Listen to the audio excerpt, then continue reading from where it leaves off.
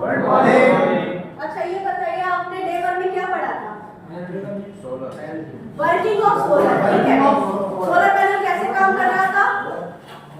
जब सूरज की किरणें पैनल पे पड़ रही थी तब वो कहाँ जा रही थी? ग्रिड लाइन से होकर। वेरी गुड, सबको याद है, वेरी गुड।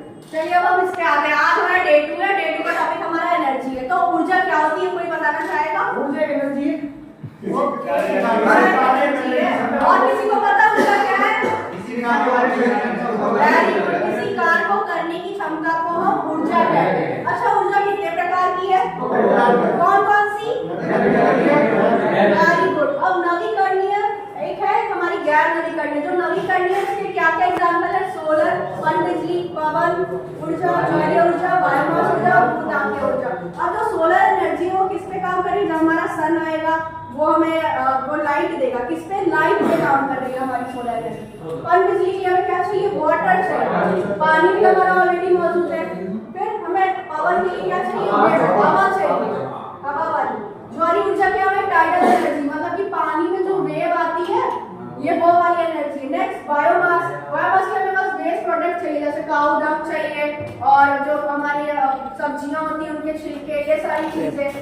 और हमारे जो भूतापीय ऊर्जा की क्या, हमारे जो अर्थ होती है, अर्थ हमारी 3 लेयर से मिलकर बनी। पहली हमारी क्रस्ट, दूसरी मेंटल, अंदर वाली कोर।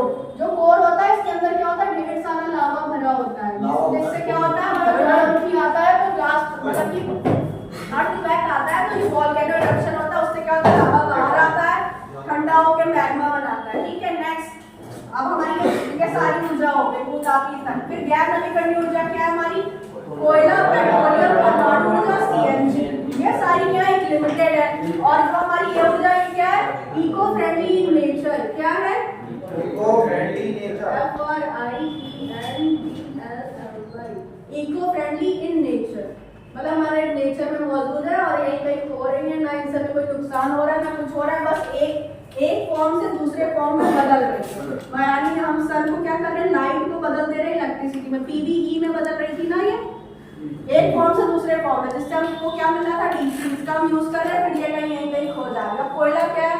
कोयले को हम जलाएंगे, उसकी हीट बनाएंगे, तब हम उसको जाके बिजली बनाएंगे, तब हमें मिलेगी। फिर कोयला जल रहा है तो हमारा एक एनर्जी, एक यूनिट एनर्जी बनाने के लिए कितने टन एनर्जी यूज होती है पता है किसी को? एक यूनिट बिजली बनाने के लिए कितनी टन एनर्जी चाहिए होती है? कितनी?